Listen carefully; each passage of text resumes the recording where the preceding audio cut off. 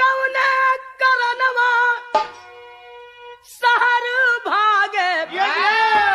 पिया पपिया की बोलिया जहर लागे पिया पपिया का बोलिया